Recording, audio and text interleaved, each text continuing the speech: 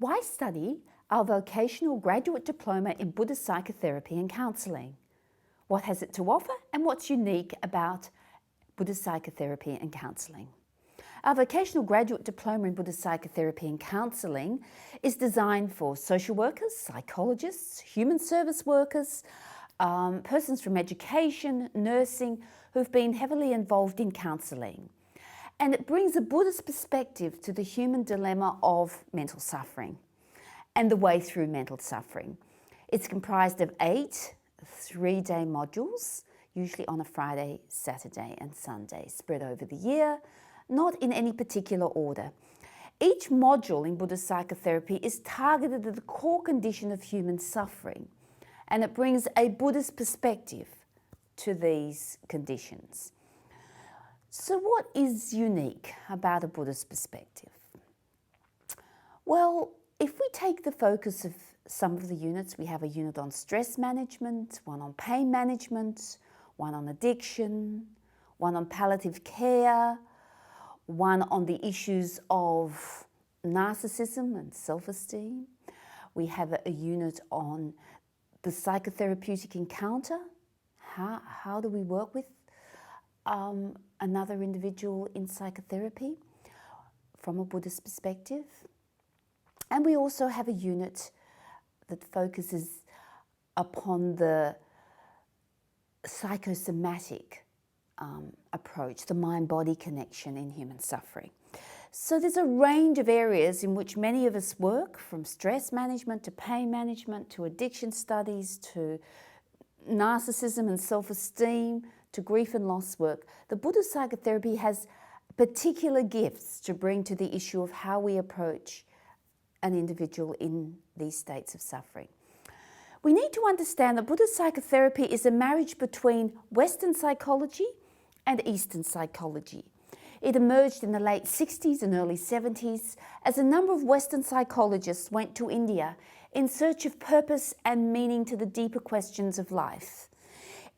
In standard Western psychology, the purpose and the goal of Western psychology is to have this integrated ego or self. And the integrated ego or self, while is an important part of the path of human development, human awakening and human happiness, has been proven in the last few decades to lead to a dead end. What do you do when you've got this integrated ego or self? How far do you go? Because preoccupation with self leads to narcissism. And narcissism is a dead-end pathway. Narcissism is it's all about I, myself and me.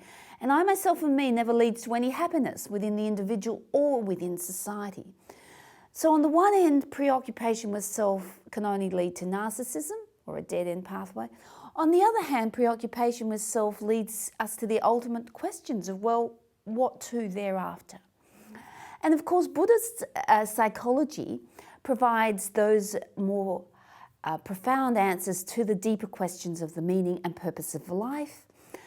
And Buddhism as a psychology actually has as its goal not the integrated self. That's simply one of the bus stations on the long journey to what we would call, or what Thich Nhat Hanh calls, into being.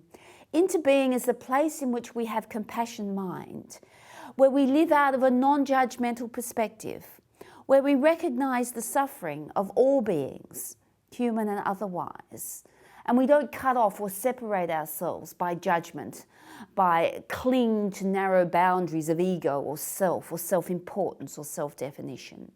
But while we realize there is a flow of consciousness of all life, and we are part of a flow of consciousness that embraces both the light and the shadow of human experience. As Thich Nhat Hanh so beautifully said in his poem, The Doorway to Compassion, you know, I am the sea pirate, my heart not yet open, who has raped the 12-year-old girl who jumps into the ocean and drowns because she can't bear the experience, you know. I am the prisoner of the Politburo dying in a forced labor camp. I am also the Politburo who sends him to this camp. In Buddhist psychotherapy, ultimately the basic psychological model is one of a flow of consciousness in which everything is integrated, both the shadow and the light. Within the individual consciousness or psyche are the doorways through compassion to interconnectedness with all beings. And in this process of interconnectedness, we drop our judgment. We drop that which separates us from other people. And we realize that we are all one. Through arriving at compassion or non-judgment, we take a very different psychological approach to the way we would work with stress, the way we would work with grief and loss, the way that we would work with questions of meaning and purpose. For our ultimate goal is to develop compassion mind. And of course, the Dalai Lama is a very good example of someone who has developed compassion mind, who has that capacity for wisdom in the face of darkness, who has the capacity for peace in the face of violence, who has the capacity to hold compassion in the face of hatred. The other core issue that, of course, Buddhist psychotherapy contributes towards mental health and our well-being is the notion that it is the state of our mind that produces our happiness or our sorrow, our peace or our hatred or our violence or our shadow.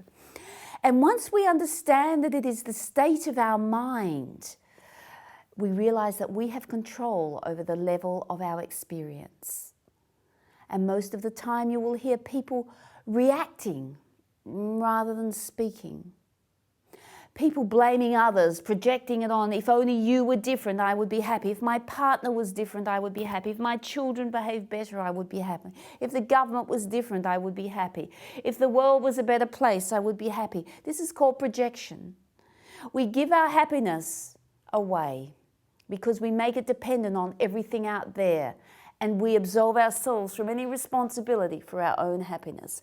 Buddhist psychology brings us firmly back to the power position of knowing that we are the owners of our own minds, and that by the way we control and manage our mind, we control our attitude to the world. We don't have to worry about changing others' behaviour or the world's behaviour.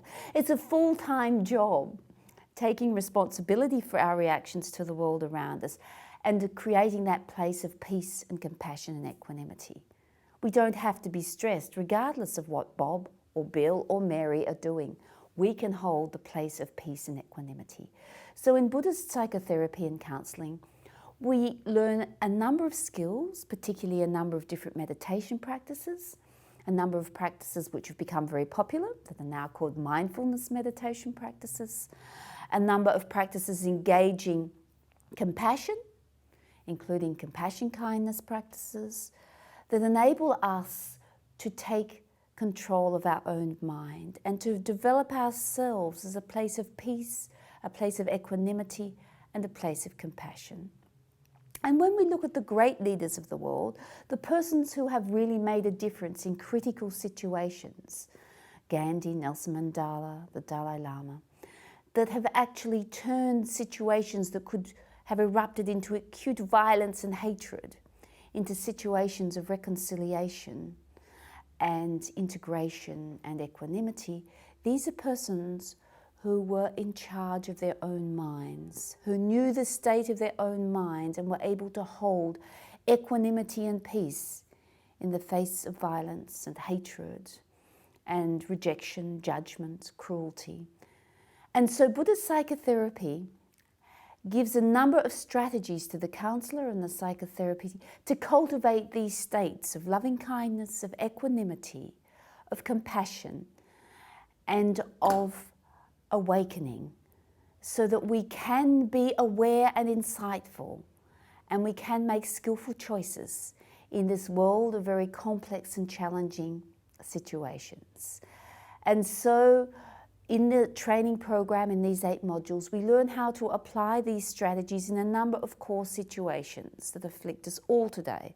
Stress management being a core, palliative care, another core issue, grief and loss work, work in addictions, work in psychosomatics, where we're dealing with body, mind, and anxiety conditions, work where we have people who are feeling depressed, meaningless, and work with the issue of the purpose of our life. Work with ethics. Buddhist psychotherapy provides a comprehensive philosophical and psychological structure which enables people to go forward and apply these skills in the workplace and in their own lives in a transformative way, working to create a world of compassion, first within themselves, then within their clients, and then in the greater communities and the world around them.